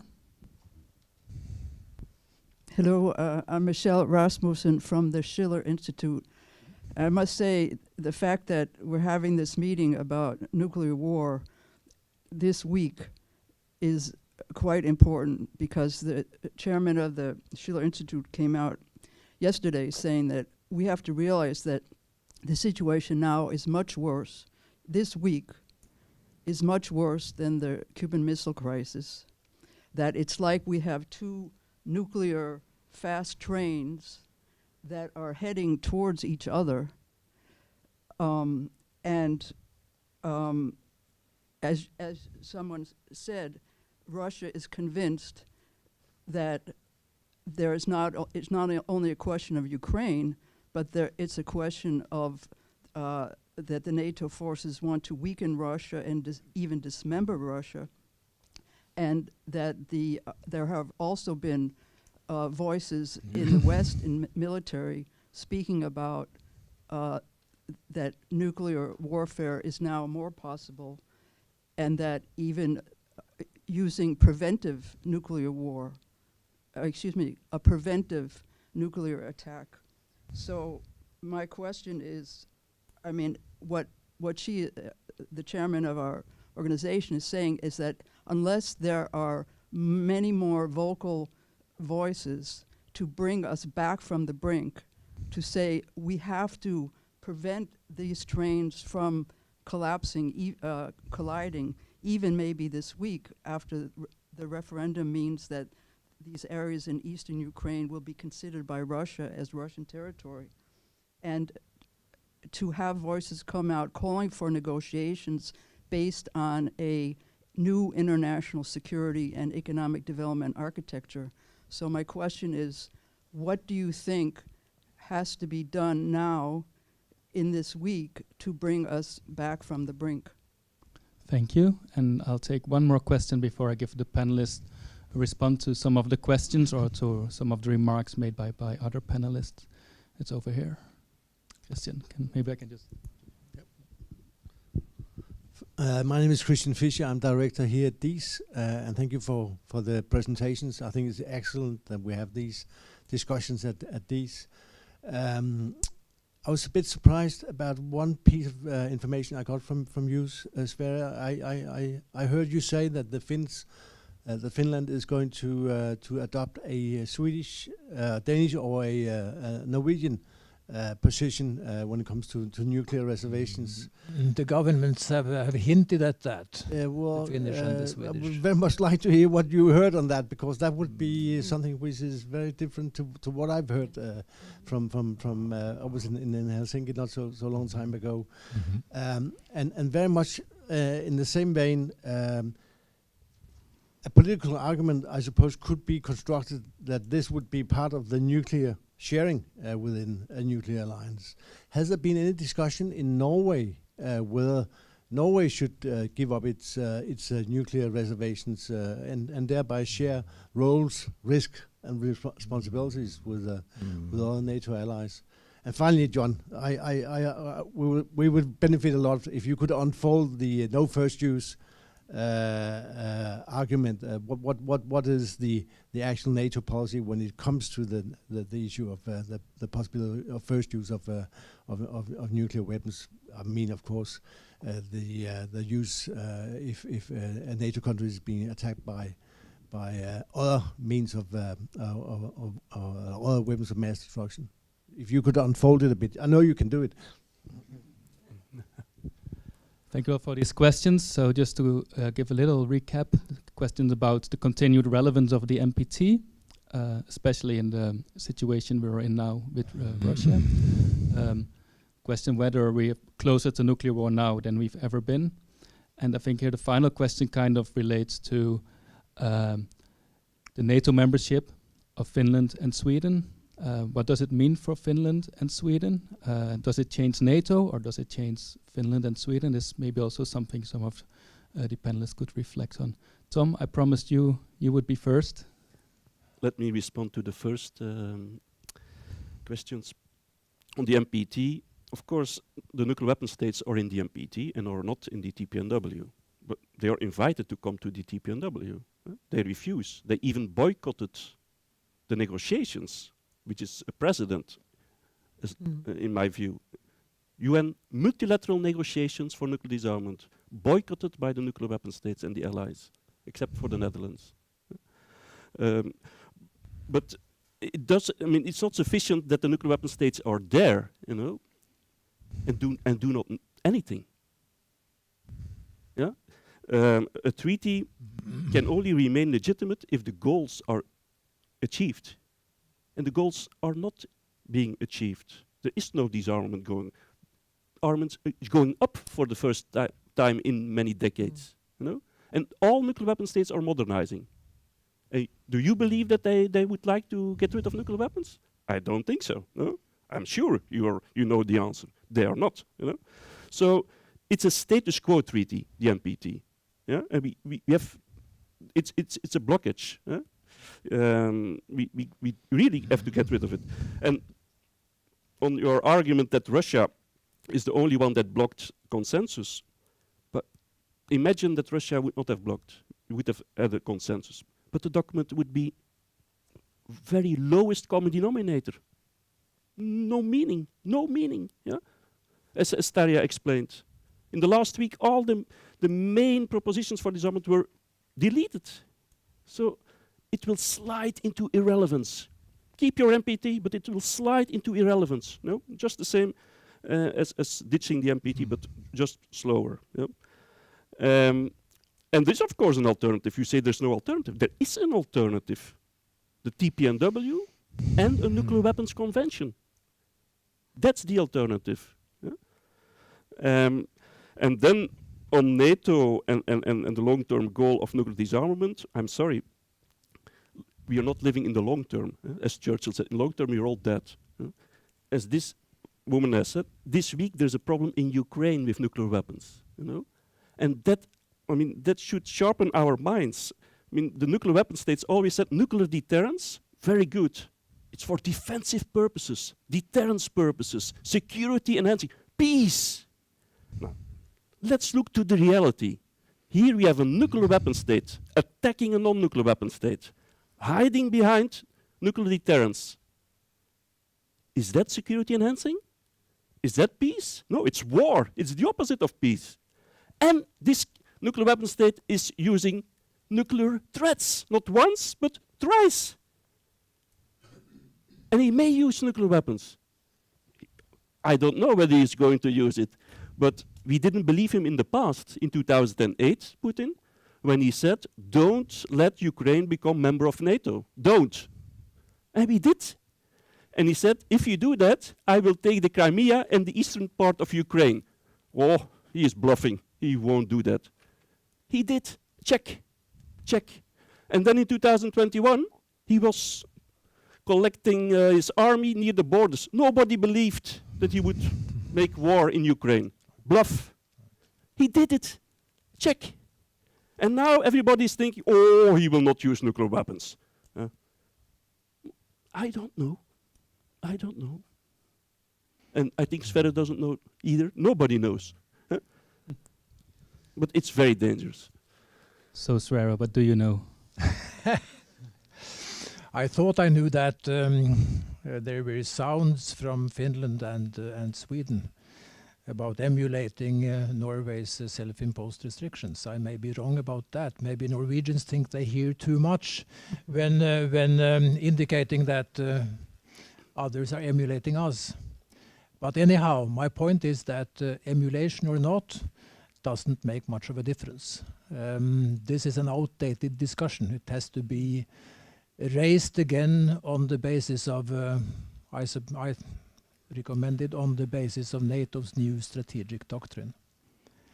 Secondly, the NPT, and Tom knows full well that I disagree with the proposition of ditching the NPT, not because I think much about the NPT, betrayed on the disarmament dimension, stuck in the Middle East, largely irrelevant in Asia, where 3 out of 4 nuclear weapon states are outside. But remember, the NPT, the treaty, is the backbone also of a regime which has evolved over the years. And that includes international safeguards, export-import regulations, a rather long list of arrangements that have some kind of reference to the NPT. But I think mostly about the safeguard system.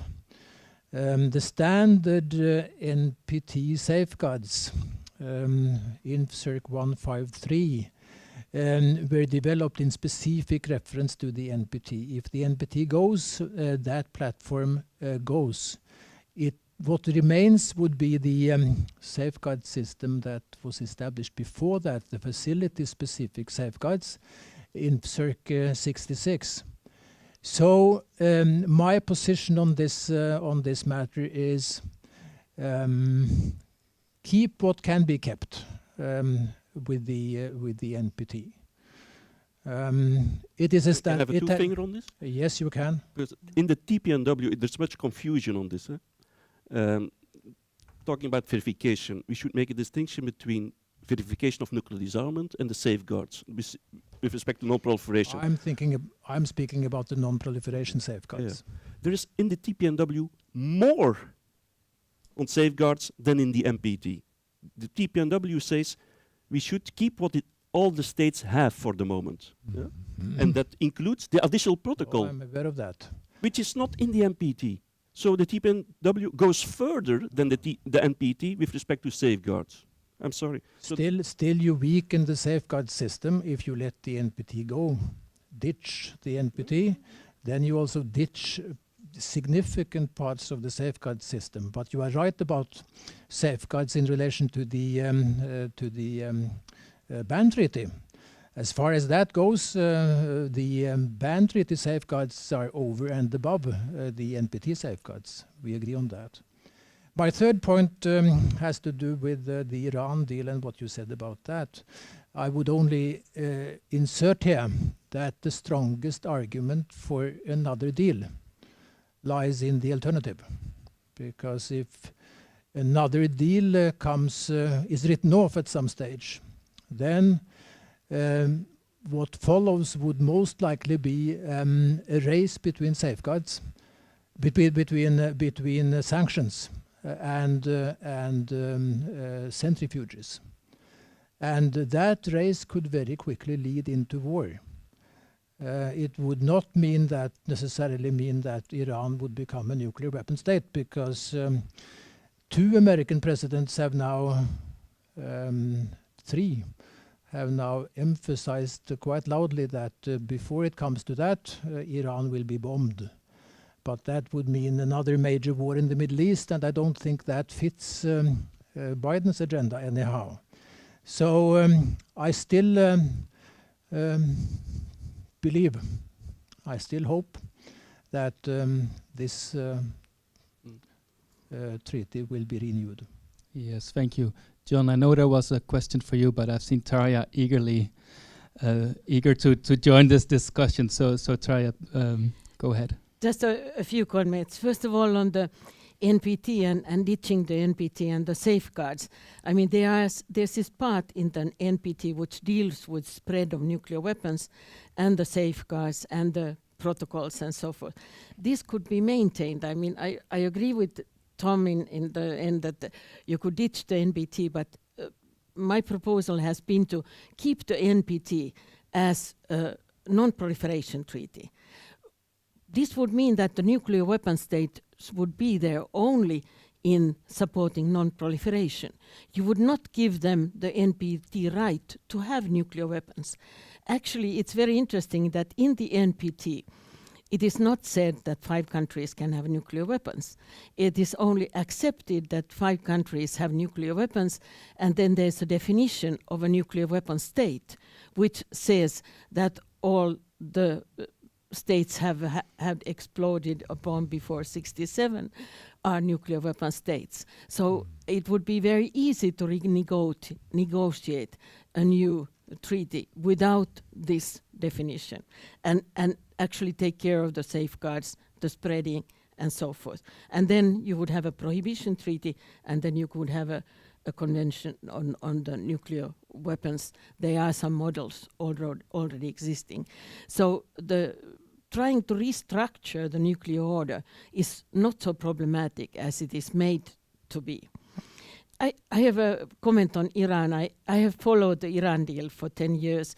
I was the chair in the European Parliament on the Iran delegation and wrote a book on Iran.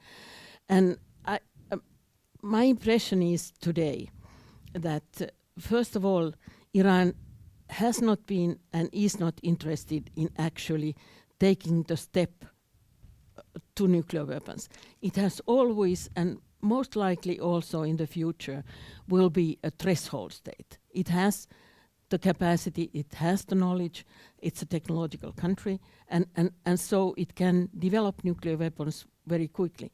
But I have heard so many experts explain to me, not only Iranian but also others, that it is in the interests of Iran to be on the threshold. It's a better strategy than to have nuclear weapons in the Middle East. Because if you have nuclear weapons, the bombing will take place, the spread will take place. And I want to say that Iranians will not be able to develop nuclear weapons in secret. The Israelis will be there immediately, and it will be bombed under no time.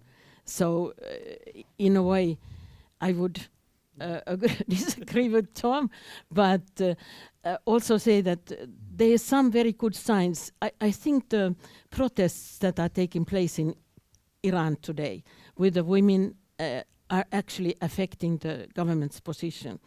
And the Iranian foreign minister said yesterday that they are willing to do whatever the International Atomic Energy Agency wants to do, and they have not been willing to do this before. So this may be a sign that they are actually going forward to saying yes to the Americans, whatever the Americans want.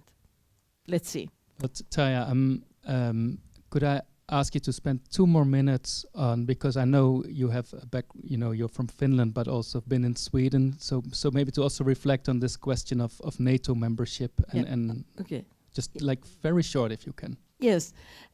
I think the Finnish NATO membership is very different from other NATO memberships because it's about the border and the huge border and the war with Russia and so forth. So it's a completely different experience. But the Finnish government, when talking about NATO membership, has said Finland will not have any conditions. We are not talking about not having nuclear weapons on Finnish soil. We are not talking about having not foreign troops on Finnish soil. There has been this idea of no conditions. I was a member at the New York conference on NPT. I was an official member of the Finnish delegation. And there nobody said that there were these new ideas about actually going with what Sverker was saying on the question of Norwegian reservations. But if the discussion is no longer interesting, then maybe it's not worthwhile to explore it. But Finland, the basic approach has been no conditions. Okay, thank you. John, thanks for your patience. Do you remember the question? Yes. Yes. Well, first, let me make one point.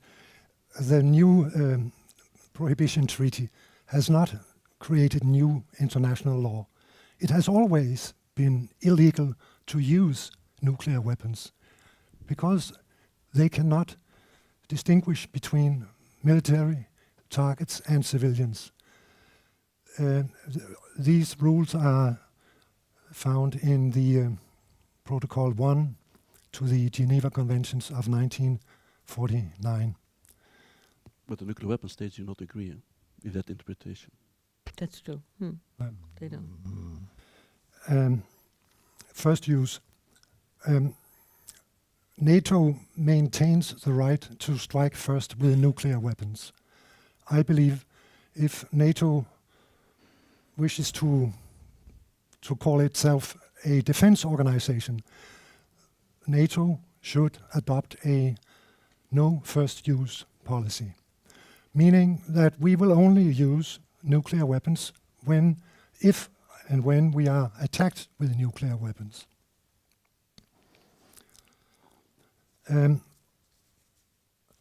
I would like to quote from the book the gentleman on the second row mentioned in the beginning. It's the book written by Daniel Ellsberg, the famous journalist who revealed the Pentagon Papers. The title of the book is The Doomsday Machine, Confessions of a Nuclear War Planner. He has a whole chapter on first use. And he states, if I may quote from his book, just like the bombs that destroyed Hiroshima and Nagasaki.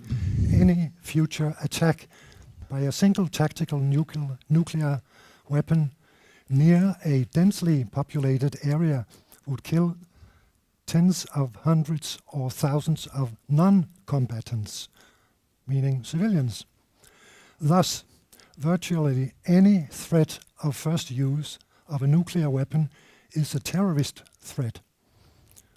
Any nation making such threats is a terrorist nation.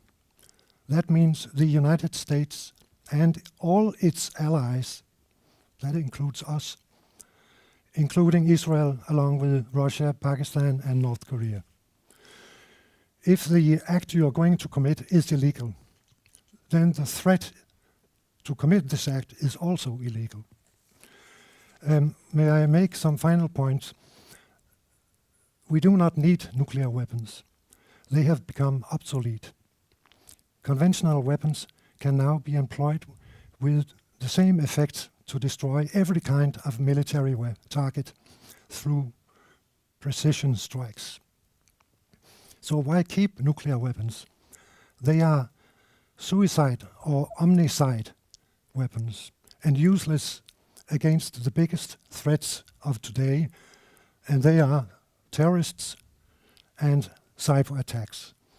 And deterrence has proven to fail in many occasions in history. So the reasons to abolish nuclear weapons can be summarized as follows. Like Ronald Reagan stated already in 84 before the US Congress, a nuclear war cannot be won and must never be fought. Nuclear weapons cause unspeakable suffering and killings of innocent civilians. They are illegal under international humanitarian law and a crime against humanity. They are useless as deterrent. They cost billions of dollars, and they do not provide security. On the contrary, any use of nuclear weapons would destroy our civilization and nature. That means all human life and all living species. Thank you. Thank you, John. We have about 10 minutes left, and I would like each of you to have an opportunity to commit a final remark. What I particularly like to know is to kind of look in your crystal balls, because I know everyone always hates that, like but kind of to ask you, what do you see as some of the most likely trajectories for the next 5 to 10 years? So does the TPNW become more important? Do we see the NPT going into irrelevance? What are the risks of a continued stalemate on nuclear disarmament? Do we keep nuclear weapon states at 9, or do we actually see more states getting nuclear weapons, so we get into the double digits in the next 5 to 10 years? So what future should we anticipate? Is Ukraine a turning point, as Patricia Lewis seemed to suggest? Do we see nuclear weapons, do we see more responsible structures develop around nuclear weapons, as he said, as he was distinguishing between democratic states and authoritarian states? Listening to you, I kind of get the impression that not all of you agree with this distinction, and that listening to John, for example, about the doctrine of first use also seems to be a irresponsible one. So the distinction between democracies and authoritarian regimes does not seem to matter so much. So kind of just to sketch out, what do you see as some of the trajectories? But before that, I had a gentleman here with a question. I have only time for one question more. Then there's one in the back, and please keep it very short because we have to stop on time. And after this, you have 2 minutes each. I have a question. We are discussing NPT for the prevention of a nuclear war on different forums and different speakers. But we are not discussing the role of UN. What should be the role of UN to prevent the nuclear threat? Thank you. Thank you. I think we have to stop, Casper. Yeah. So briefly, 1.5, 2 minutes each. Anyone would like to start? Tom, go ahead. I can start. On the future, I think we should make a distinction between 3 groups of states: the non-allied non-nuclear weapon states, the allied non-nuclear weapon states, and the nuclear weapon states. And the logic is that the non-allied non-nuclear weapon states, like the non-allied movement, the Global South, takes the initiative. They did it with the TPNW. We are now having 91 signatories, gradually going up. So once we have 100, 120, that means 2/3 of all the states in the world. Yeah. Then it's up to the second category. So the Denmarks of the world, the Belgians, and the Germanys. They have to decide where they stand. And on this, I would like to come back what John said on NATO and no first use. But do you know who is blocking no first use inside NATO? Not the United States. No? The Obama administration was in favor of no first use or sole purpose. It was we, the Europeans, the East Europeans, France, England, and Japan. They were blocking no first use. So we should get rid of extended nuclear deterrence, the nuclear idea of the nuclear umbrella. We should say to the nuclear weapon states inside NATO, if you want to keep your nuclear weapons, but we do not want to live anymore under the nuclear umbrella. Decollectivize NATO's nuclear weapons policy. I've written about this. And end up with conventional deterrence, as Sverre has argued. I'm writing now a paper on this. And then the United States can easily go to no first use. Thank you. Great. Shall we just... John, do you want to say anything? We're just going to change around the order a little bit. Okay. Just go ahead. Okay. Yeah. I forgot to answer the question about the Norway and the sharing arrangement. Earlier today, Rens and I compared notes. The discussions on nuclear weapons in Norway and in Denmark, and there are some significant differences. In Norway, the youth branches of all political parties, except the Conservatives and the Progress Party, are in favor of the ban treaty and recommending membership in the ban treaty. And the Centre Party, which is in government, voted in its latest convention to go for the TPNW, support membership in the TPNW. NGOs are very active. They are loud and clear in their statements in support of the ban treaty. Now, when you make opinion polls, then the opposition to nuclear weapons is running very, very high. But as soon as you insert NATO into the question, the result is quite different. But my point here is that the pressure on the government is in the direction of making links to nuclear weapons thinner, not stronger. So any suggestion to involve Norway in any way in the sharing arrangement would meet an outcry, strong opposition. So nobody in government would suggest that. I was a bit surprised by hearing Patricia draw a line between democratic and authoritarian states when it comes to the hands on the button. I have always been saying that there is no right hand on the nuclear button, only wrong hands. Maybe Patricia would agree with that, I don't know, but she's certainly saying that some are more trustworthy than others. That may be, but I'm not convinced of that argument. I'm not prepared to draw that distinction. For the time ahead, for the first years ahead, I think we have to muddle through as best we can. I see no nuclear weapon state going back on their modernization plans, no going back on the doctrinal options, just continue business as usual. And business as usual is certainly not the solution. That is the problem. But again, there's probably fairly little we can do about it in the short term. Thanks, Vera. So we have only a few minutes left, so I would like to ask the two other speakers to be very brief. I will be very brief. First of all, I think there are two sort of long-term trends which come up now, and one is deterrence. The question is that the NPT is saying that they only have three pillars: the peaceful uses, the disarmament, and what is the third? Yes, non-proliferation, that's true. And they don't talk about deterrence at all. And what has come out in the open now with the TPNW is deterrence, because deterrence is the focus. And so I think we don't know so much. You say that deterrence doesn't work, and some people say it works, and so we have to know more, point one.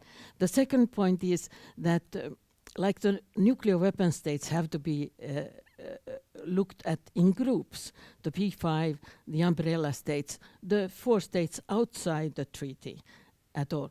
Also, the non-nuclear states have to be looked at in groups to look at their strategies. There are the threshold states like Iran and Japan.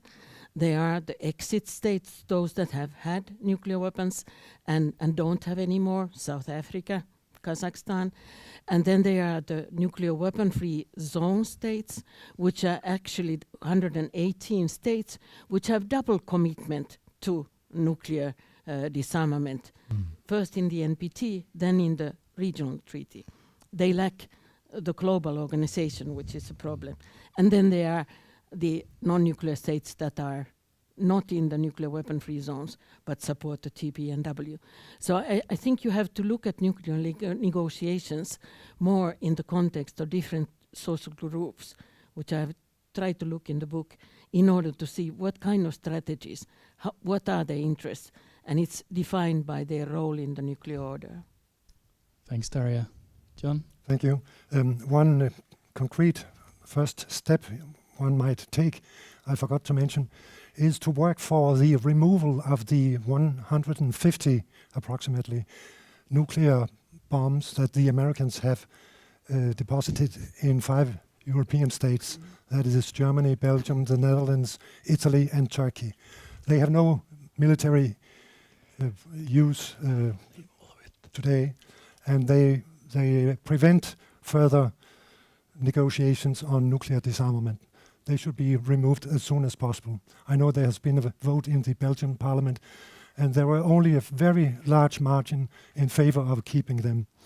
And my last point is that what can we do to promote nuclear disarmament? My answer to that is we must raise awareness among the public. We must engage the politicians who, to be frank, they don't care. They are not interested. They are busy with climate change. It's like the public. Fair enough, but this is a long-term threat. Nuclear threat could be realized tomorrow. So let's go out there and raise awareness about the dangers of total extinction of the human race. Thank you. Thank you, and I hope our seminar has contributed to at least navigate us through some of the complex challenges we face today. And with regards to your point about the American atomic bombs on European soil, as someone who grew up 10 kilometers from one of the air bases where those bombs are, and my parents still live there, I can only agree on that one. Before we finalize, I would like all of you to join me and thank the panel for an extremely interesting and insightful discussion. Thank you.